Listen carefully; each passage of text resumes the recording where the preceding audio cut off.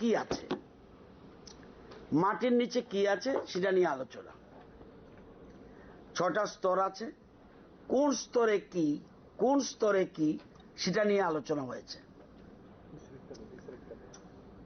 কারণ এটার রিপোর্ট, এবং ভারতবর্ষের মধ্যে আমরাই 8টা ডিস্ট্রিক্ট, আমাদের 5টা কমপ্লিট আর 3টা district Khowai, West and Sepahijala, এই 3টা ডিস্ট্রিক্ট আমরা কালকে মৌ করে ফেলেছি। যে জমিতে কি হবে আমরা কিন্তু এখন অনুমান ভিত্তিক চাষ করছি, এই জন্য খাদ্যের স্বয়ম্বর মুখে মুখে বলছি আমরা, কিন্তু প্রকৃত প্ল্যানিং আমাদের নেই। তো কালকে আমাদের এটা করেছি এবং 1 বছরের মধ্যে আমরা টোটাল প্ল্যানিং করব। কোন জায়গায় পাম অয়েল হবে, কোন জায়গায় আনারস হবে, কোন জায়গায় রাবার হবে, এটা চিহ্নিত করে দেওয়া হবে। এবং জমির রং অনুযায়ী, মাটির নিচে রং আছে, উপরে বোঝা যাবে না। তো সেই জন্য কালকে আমরা এটা ফ্রুটফুল একটা ডিসকাশন করেছি। মাটি যতক্ষণ মধ্যে না যায়, ভারতবর্ষে কোথাও কিন্তু এরকমভাবে চিন্তা করেনি কেউ। যদিও কেন্দ্রীয় সরকারের একটা গবেষণাগার আছে নাগপুরে, তাদের সাথে আমরা 21শে আমরা মৌ করেছি এবং লাস্ট মৌটা কালকে করেছি আগে 3টা ডিস্ট্রিক্টের জন্য। তাহলে আমাদের সবটা কমপ্লিট হবে। আজকে আমরা আলোচনা করছি জল নিয়ে, কালকে করেছিলাম মাটি নিয়ে, আজকে জল। যেসব রাজ্য শুধু বৃষ্টির জলের উপর নির্ভর, সেই রাজ্যগুলি কি হবে এ নিয়ে আজকে মূল কথাটা এইটা। সেই জন্য এই স্কিম, বৃষ্টির জলকে মাটিতে পড়ার পর এটাকে যে ধরে রাখা যায়, সেই জন্য আমাদের এই পরিকল্পনা। এই জন্য আমরা ওয়াটার শেড করি, আমরা পন্ড করি, চেক ড্যাম করতেছি, আবার প্ল্যান্টেশন লাগাচ্ছি যেমন বৃষ্টির জল ধরে রাখতে পারে। এগুলি আমরা বিভিন্ন করেছি এবং কোটি কোটি টাকা আমরা গত কয়েক বছরে খরচ করেছি এবং অলমোস্ট প্রায় সাকসেসফুল। এবং মার্চ মাসের পর থেকে 3-0 আরম্ভ হবে। তো আমরা যাতে, যেমন হরিয়ানা, পাঞ্জাব, রাজস্থান, তারা কি করে, তারা বৃষ্টির জলের উপর ডিপেন্ড করে না, তারা ভূগর্ভস্থ জলের তুলে তারা তাদের চাষবাস করছে। কিন্তু এখন তারা ক্রাইসিসে পড়েছে, মাটির তলে আর জল নেই। এখন কি করবে? প্রচুর পরিমাণে বছরে 100% জল তোলে। আমরা ত্রিপুরা সবচেয়ে সেফ জায়গায় আছি জলের ক্ষেত্রে। 9.7% আমাদের মাত্র বছরে জল তুলি। আমাদের থেকে বেশি তুলছে 15% আসাম, 52% তুলছে পশ্চিমবঙ্গ। আমরা 9.7%, মাত্র 10%-এর নিচে আমরা জল তুলি। তারপরে ভূগর্ভস্থ জল আমাদের ভালো, কিন্তু তারপরেও আগামী প্রজন্মের জন্য আমাদের চিন্তা করতে হবে।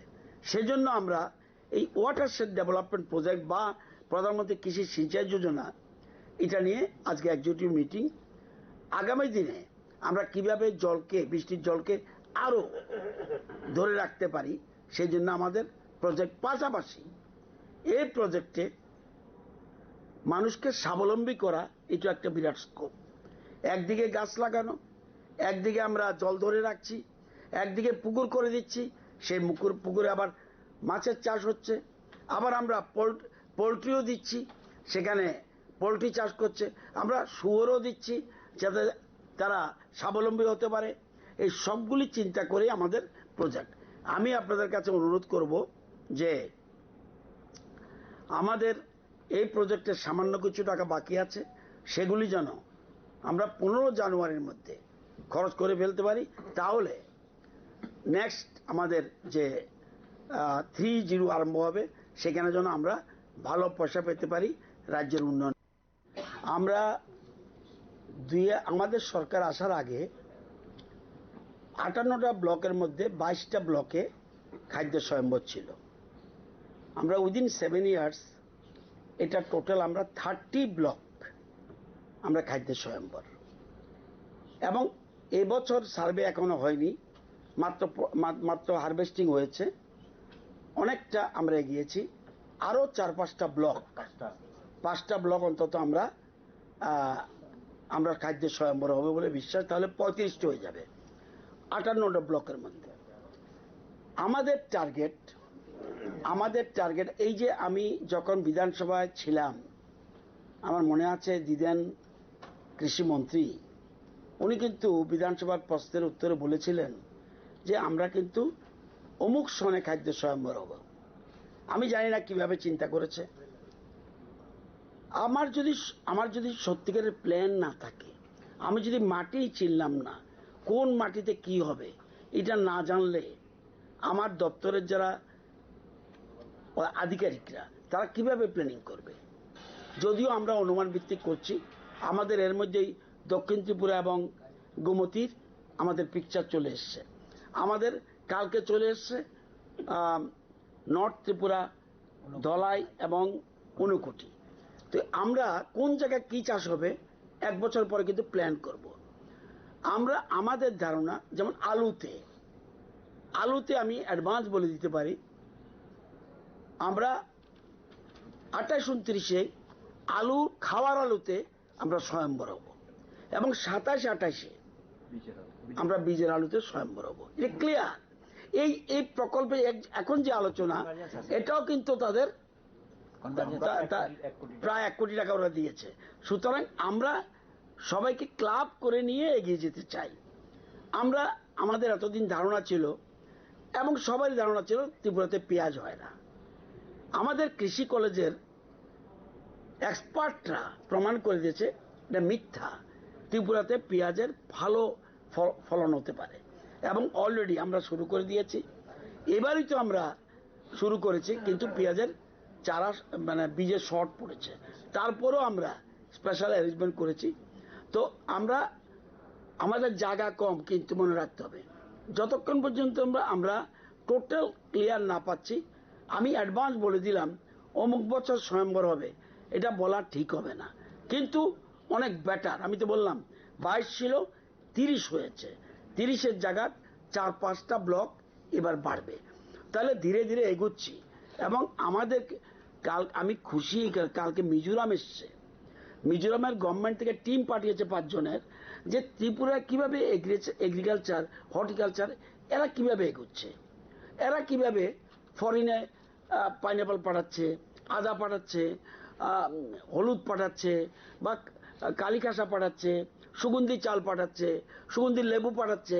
এটা কি টেকনিকটা কি, এটা দেখতে এসছে, কালকে এসছে।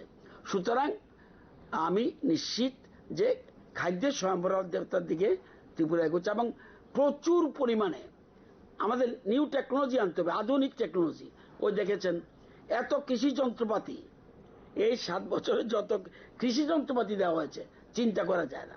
আজকেও একটু আগে এই মিটিংয়ে আলোচনা হয়েছে, আলু হারভেস্টিং এর জন্য এমনি ম্যানুয়ালি করতে গেলে প্রচুর টাইম লাগে, এক ধরনের যন্ত্র আছে, সেটা লাগালে আপনি আলু চলে আসবে।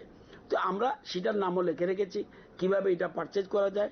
তো এরকমভাবে আমরা চেষ্টা করছি। আমি বিশ্বাস করি আগামী দিনে অল্প জায়গা হলেও আমাদের ত্রিপুরা খাদ্যের সংগ্রহ, এবং আমার কৃষি অ্যান্ড কৃষি allied, fishery, ARDD and forest সব মিলিয়ে এগ্রিকালচার, হর্টিকালচার আমরা স্বয়ম্বর হব, এটা ক্লিয়ার। সভাপতিরা এসছেন, এক্সিকিউটিভ কমিটির আপনারা মাননীয় সদস্য, আপনারা একটা কাজ করতে হবে। 8টা জেলায় জাতীয় সড়কের পাশে বিরাট জলাশয় করে, একদিকে জলাশয় এবং পাশে চতুর্দিকে যেন আমরা এই পেপার ব্লক দিয়ে রাস্তার ব্যবস্থা করতে পারি। চিলড্রেন পার্ক হতে পারে, সেখানে আমাদের জিম আমরা করতে পারি, নারকেল গাছ লাগাতে পারি। এই ধরনের প্রজেক্টের কথাও আমরা চিন্তা করছি।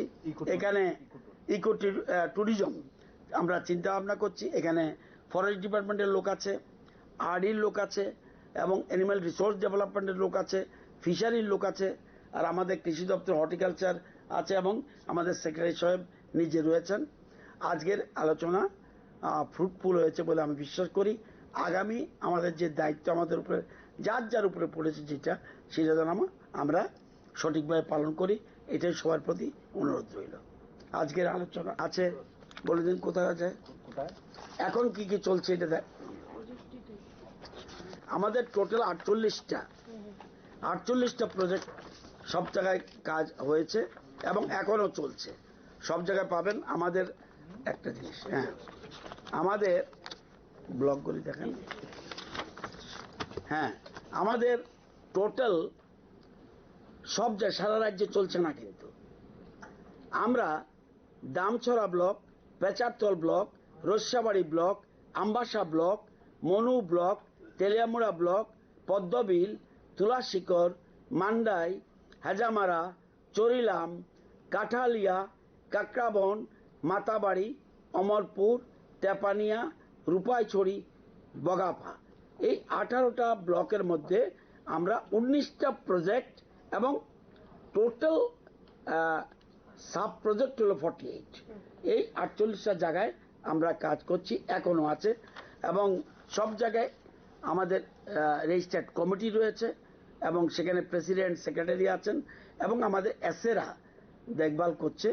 এগুলি আমরা করছি এবং যে কাজ করছি আমরা এর মধ্যে বেনিফিশিয়ারিরাও কিন্তু 5% শেয়ার দেয়। এবং এই যে বলছি, যেমন নর্থ ত্রিপুরা, উনকোটি, ধলাই, খোয়াই, এইসব 8টা ডিস্ট্রিক্ট, তাদের শেয়ারও কিন্তু পাবলিকটা শুধুমাত্র গভর্নমেন্টের টাকার উপর নির্ভর করছে না, তারা নিজেরা সহযোগিতা করছে। তারা এরই মধ্যে 1,51,00,000 টাকা তারা জমা দিয়ে রেখেছে। সুতরাং সবাইকে নিয়েই আমরা সবকা সাথ সবকা বিকাশ করতে চাই। আছে আপনার বড় ধরনের প্রজেক্টের মধ্যে মেইন কোনটা আছে? কাকরাবন আমরা দেখতে পারেন। একটা আমাদের কাকরাবনে আমাদের ইয়েতে আছে, কাঠালিয়াতে আছে, আমরা ড্রাগন ফ্রুট করেছে, সেন্ট্রাল গভর্নমেন্ট খুব অ্যাপ্রিসিয়েট করেছে। আমাদের কাকরাবনে আছে, আমাদের পুকুর আছে, পুকুর ছাড়াও অন্যান্য প্রজেক্টও আছে, অনেক জায়গায় দেখতে পারেন। মাতাবাড়ি। আমার কোশ্চেন ছিল, যেহেতু এগ্রি এবং এগ্রি এলাইড সেক্টরের তাদের কি আজকে বৈঠক, আমরা এই খাদ্যে কবে নাগাদ না এগ্রি না, এটা ভুল করে না, এটা হলো ওয়াটার রিসোর্স না, এটা হলো প্রধানমন্ত্রী কৃষি Sinchai Yojana, water shade development project. এটা জলটাকে ধরে রাখা আছে।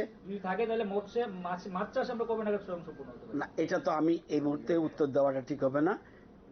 মৎস্য দপ্তরের ডাইরেক্টর এখানে এসেছিল, আমরা মৎস্য দপ্তরকে রিকোয়েস্ট করেছি, আমরা যে পুকুরগুলি 1000-এর মতো করেছি সেটা তারা অন্যান্য সময় সাহায্য করেছে। আগামী মে জুন মাস থেকে যখন বৃষ্টি আরম্ভ হবে, এই 1000টা পুকুরে যেন তারা মাছের পোনা ছাড়ে, এবং তারা এগ্রি করেছে। নো, আমাদের বারবার ভুল করছেন আপনি। শুধু ওয়াটার শেড ডেভেলপমেন্ট প্রজেক্ট, এই প্রজেক্ট কিন্তু আজীবন থাকবে না। এটা কিন্তু এটা এই প্রজেক্ট শেষ মার্চ মাসে শেষ, কিন্তু আবার নতুন এরিয়া আবার দেখব। এই যে মাছের চাষের জন্য, এই জন্য বলছি, একটু আগে বোধহয় আমাদের ডাইরেক্টর সাহেব বলছিল কত মেট্রিক টন শর্ট আছে বলছিল, 26,000 মেট্রিক টন, অনেক টাকা আবার করেছে, অনেক টাকা। এই জন্য বলছি, যেহেতু আমরা পুকুর করে দিচ্ছি বেনিফিশিয়ারিদের, সেই পুকুরে যেন মাছের চারা বিতরণ করে তাদের ডিপার্টমেন্ট থেকে, এবং এরা অ্যাসিওর করেছে। এবং স্পেশালি নর্থ ইস্টের একটা স্কিম থেকে বলেছে যে মৎস্যের জন্য স্বাবলম্বী করার জন্য বিরাট একটা প্ল্যান নিয়েছে। এবং আমাদের নর্থ ইস্টের কে জানি চেয়ারম্যান, এটা স্যার প্রধানমন্ত্রী মৎস্য সম্পদা যোজনা। হ্যাঁ, এটা আমরা বড় প্রজেক্ট একটা নিয়েছে তারা, যাতে আমরা স্বয়ম্বর হতে পারি। নর্থ ইস্টের একজন মুখ্যমন্ত্রী, উনি চেয়ারম্যান মেম্বার। সুতরাং ওইটা নিয়ে মৎস্যের জন্য আমরা বেশি গুরুত্ব দিচ্ছি। কিন্তু আমাদের আজকের ব্যাপারটা হলো জলকে ধরে রাখা, বৃষ্টির জলকে ধরে রাখা, নতুবা আগামী প্রজন্ম। এখন কিন্তু বিরাট সংকট দেখা দিচ্ছে পাঞ্জাব এবং হরিয়ানায়, কারণ সব জল তুলে ফেলেছে। আর আমাদের দেখবেন একটু কাটলেই নিচে দেখবেন জল পাবেন আপনি। কালকে যে মাটির ব্যাপারে আলোচনা করেছিলাম এইটাই। তো আজকে শুধু জলের ব্যাপার নিয়ে আলোচনা, জলকে কিভাবে ধরে রাখা যায়, পাশাপাশি আমরা অন্যান্য স্কিমকেও ক্লাব করছি। ফরেস্ট বলছে যে আমাদের নতুন করে, তারা আগে কিন্তু এরকম চিন্তা করেনি, আজকে তারা আগর চাষের কথা চিন্তা করছে আগরের জন্য, আর ওরা আগরের চারা তৈরি করছে, বাঁশ তৈরি করছে, এবং আবার কেউ কেউ বলছে চন্দন গাছ। এই জিনিসগুলি আমরা সবাই, আবার আজকে সবচেয়ে ইম্পর্টেন্ট যেমন মৎস্য দপ্তর, এআরডিডি বলছে এটা খুব গুরুত্বপূর্ণ, আপনাদের জানা দরকার। সবচেয়ে ক্রাইসিস এখন ঘাস। আজকে ঘাসের পর্যন্ত বিজনেস হচ্ছে, ঘাসের চাষ হচ্ছে। এই জন্য তারা, আমরা যে পুকুরগুলি করছি সেই পুকুরগুলিতে যাতে ঘাসের বীজ দিয়ে দিলে সবগুলি ছড়িয়ে দেব, তাহলে ঘাসের আমরা একদিকে জল ধরে রাখতে পারবে, প্লাস গোখাদ্য হিসাবে এটা কাজে লাগবে। কস্ট ছিল প্রায় 89 কোটি 60 লক্ষ, প্রায় 90 কোটি ধরতে পারেন এটার কাজ, এবং টোটাল এরিয়া কভার করেছি আমরা 32,000 হেক্টর। না, ওয়াটার বডিজ যেমন চেক ডাম, আমি বলছি কি কি তৈরি হচ্ছে, একটু আইডিয়া আপনি নেন। চেক ডাম তৈরি করেছি, ফার্ম পন্ড কৃষকদের তৈরি করেছি, অমৃত সরোবর করেছি, এবং renovation of old water harvesting structure আমরা করেছি, ইরিগেশন চ্যানেল করেছি, আমরা প্ল্যান্টেশন করেছি হর্টিকালচার ক্রপসের জন্য, আমরা পিগারি, পোলট্রি, গোটারি, সাথে সাথে সেলফ হেল্প গ্রুপকে দিয়েছি। আমরা এছাড়াও ইরিগেশন আন্ডার আরও এরিয়া নিয়েছি। তো এরকমভাবে পিসি কালচারের জন্য আমরা চিন্তা ভাবনা করছি। ম্যান্ডেজ ক্রিয়েট হয়েছে, টোটাল ম্যান্ডেজ ক্রিয়েট হয়েছে এই 20 তে 4,69,291।